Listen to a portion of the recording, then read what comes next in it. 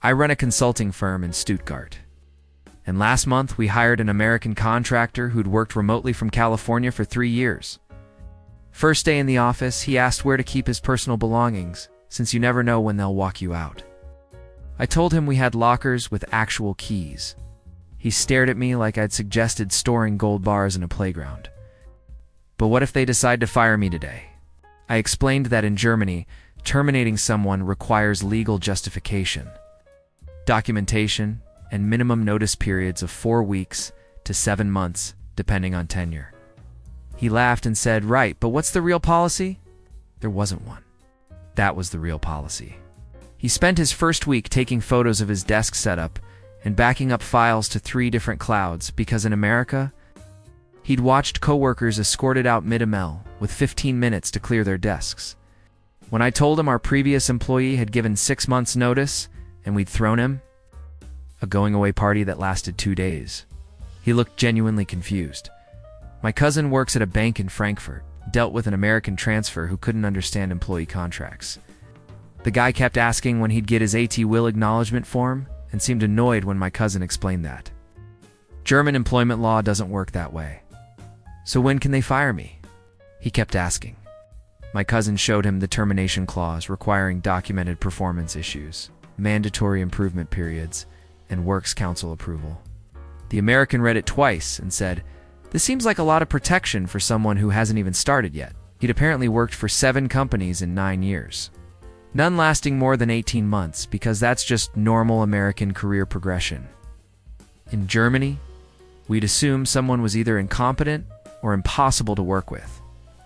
I used to teach at a technical college in Hamburg, and we had an exchange professor from Texas who approached every faculty meeting like it might be his last. He'd volunteer for everything, answer emails at midnight, and never took his full lunch break. After 3 months, another professor asked why he seemed so stressed. He said, "I'm in my probation period, right? I need to prove I'm indispensable."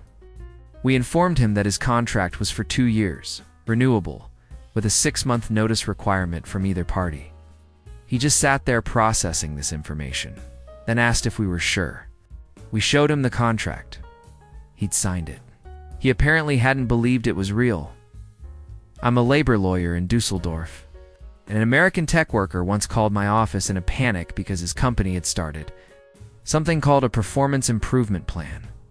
In the States, this apparently means we're firing you but need documentation. But in Germany, it's an actual plan to improve your performance. He wanted to know how quickly he should start job hunting. I explained that the PIP was genuine, that his employer was legally required to help him succeed before considering termination, and that even after a failed PIP, they'd still need Works Council approval and proper notice. He said, "You're telling me they actually want me to improve?" I confirmed this revolutionary concept. He seemed suspicious that anyone would invest in fixing problems instead of replacing people, which tells you everything about American workplace culture. 3 months later, he called back to thank me because he'd actually improved and kept his job, something he described as unheard of back home. My brother manages a factory outside Munich, and last year they hired an American engineer who freaked out during his first performance review. The review was scheduled for 2 hours and covered his accomplishments, areas for development, and career goals. Halfway through, he interrupted and asked when they'd tell him he was fired. My brother was confused, so the guy explained that in America, performance reviews are often termination meetings in disguise. My brother showed him the written evaluation, praising his work and outlining professional development opportunities. The American read it 3 times looking for coded language that meant start packing. He'd apparently been fired twice via performance review in the States. Once while his manager smiled and used phrases like exciting new opportunities to mean unemployment. In Germany, if we're firing you, we tell you directly and follow legal procedures. We don't perform elaborate theatrical productions about your future elsewhere. I work for a medical device company in Cologne, and we brought in an American sales director who'd been with 8 companies in 12 years. She kept asking about redundancy packages and seemed obsessed with having backup job offers ready. During her onboarding, she asked how many people typically get fired each quarter. We explained that we'd terminated 2 employees in 5 years, both for serious misconduct after extensive documentation. She said, "Only 2? In 5 years?" and seemed to think we were lying. In America, she'd watched entire departments disappear overnight when executives changed strategy or quarterly numbers dipped. She'd personally been laid off 3 times, with 2 weeks severance and no notice. When I explained that German law requires social selection criteria for economic layoffs, meaning we'd have to justify why we chose specific employees, she asked if we were some kind of socialist experiment. "No, we just have employment protections that predate most American companies. I'm an HR consultant in Berlin, and an American startup founder once hired me to help him understand why he couldn't just fire his German employees who weren't culture fits," I explained the protection against unfair dismissal act and the requirement for objective, documented reasons. He said, "But what if I just don't like them?" I explained that wasn't legally sufficient.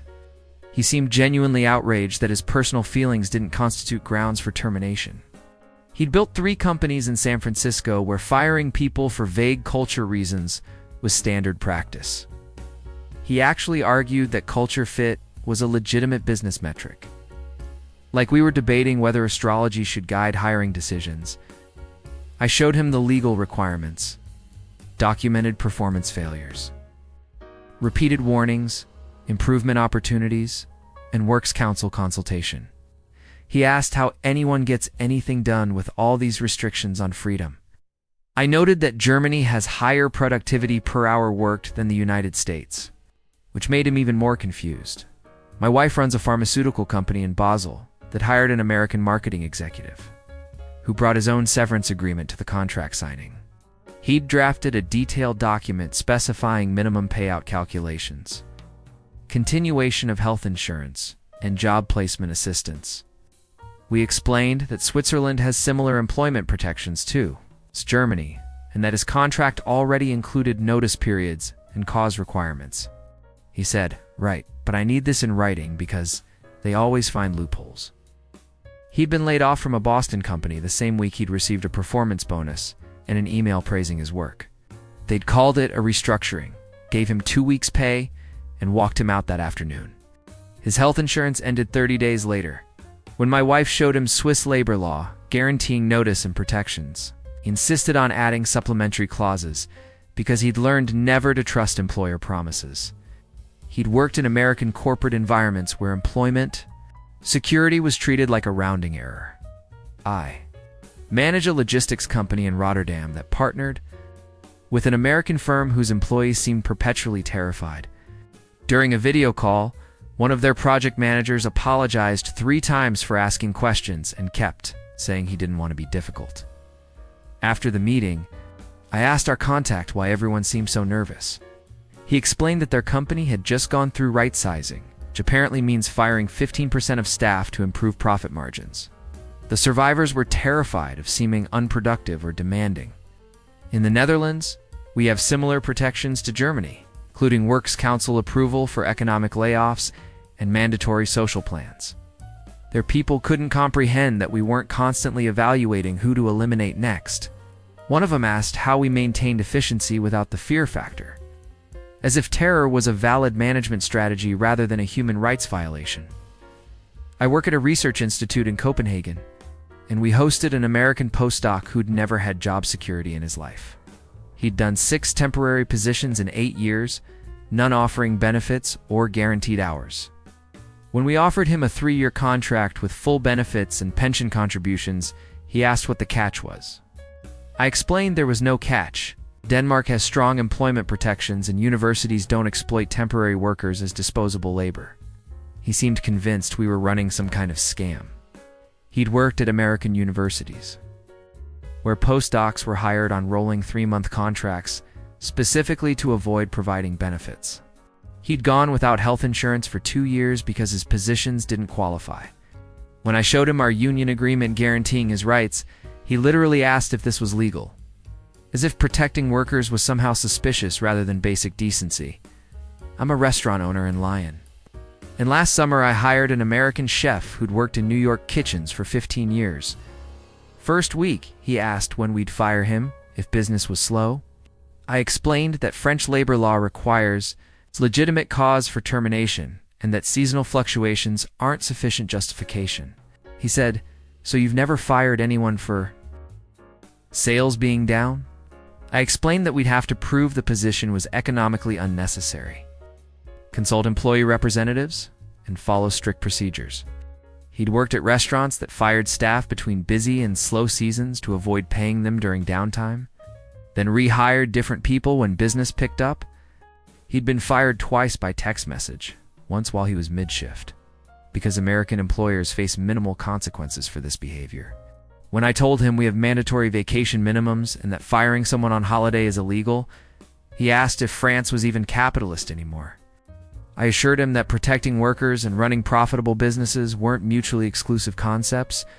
Despite what American economics might suggest, my sister works for a railway company in Vienna that hired an American operations analyst who couldn't believe his job was protected during the probation period. In Austria, even probationary employees have notice requirements and can't be dismissed without cause. He kept asking when they'd pulled the trigger if he didn't work out. My sister explained they'd provide feedback, support, and clear expectations, and only terminate if he failed to meet documented standards. He said, "You're telling me you won't just decide I'm not a fit and cut me loose?" That's exactly what she was telling him. He'd worked probationary periods in Atlanta, where managers could fire anyone for any reason or no reason, and the only question was whether they'd bother with an exit interview. He'd lost jobs because new supervisors wanted to bring in their own people, which apparently means purging existing staff to hire friends. In Austria, that would violate multiple labor laws. But in America, it's called management discretion. I'm a pilot for a Scandinavian airline, and we hired an American first officer who was shocked we had union representation and couldn't be fired arbitrarily. He'd worked for regional carriers in the States that fired pilots for refusing unsafe flights or questioning maintenance issues. He actually said, "So if I report something wrong, they can't retaliate." I confirmed that Norwegian labor law explicitly protects whistleblowers and that our union would defend him. He seemed genuinely emotional about this, explaining he'd seen colleagues terminated for raising safety concerns because American Airlines know most pilots can't afford to fight back. He'd worked under constant threat of termination for a decade, which explained why he seemed shocked that we had both job protections and functional aircraft. When I told him we had mandatory rest periods and couldn't be forced to fly exhausted, he asked if I was joking. I wasn't. We just value employee welfare and safety over maximizing executive bonuses.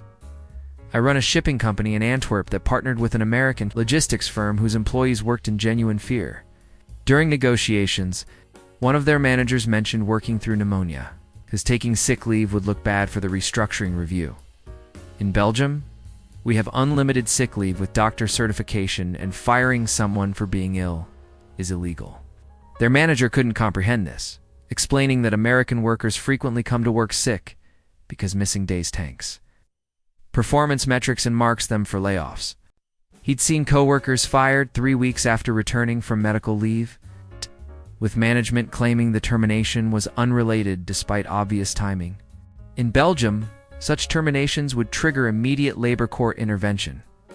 But in America, at-will employment means you can be fired for being sick, getting cancer, or simply existing inconveniently.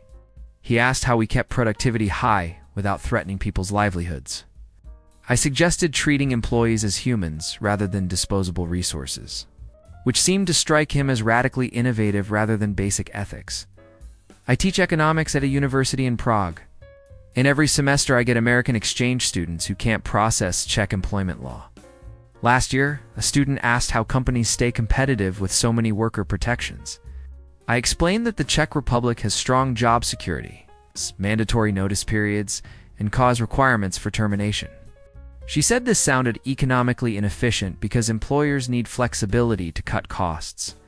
I asked if she meant the flexibility to destroy people's livelihoods on a whim. She actually argued that at-will employment was better because it gave workers freedom to leave any time, as if the freedom to quit was somehow equivalent to the threat of arbitrary termination. She'd internalized American corporate propaganda so deeply that she genuinely believed job insecurity benefited workers. When I showed her data on European productivity, worker satisfaction, and economic stability, she seemed confused that countries could function without using employment as a fear-based control mechanism. I consult for multinationals in Amsterdam, and the most telling moment came during a conference call between German and American executives. The Americans were explaining their lean staffing model, which meant running teams at minimum capacity and firing people during slow periods. The Germans asked about employee retention and knowledge preservation. The Americans said they'd just rehire when needed. The Germans asked about training costs and institutional knowledge. The Americans said that's why they hired experienced people who could hit the ground running. The Germans asked what happened to the employees during layoffs. The Americans said they'd find opportunities elsewhere. One German executive finally said, "You treat humans like rental equipment," and the call got very quiet. The Americans seemed offended, but they couldn't actually disagree. They built an entire economic system around the idea that workers should be grateful for temporary access to employment, rather than expecting stable careers. The German executives later told me they couldn't imagine running a company where employees lived in constant fear.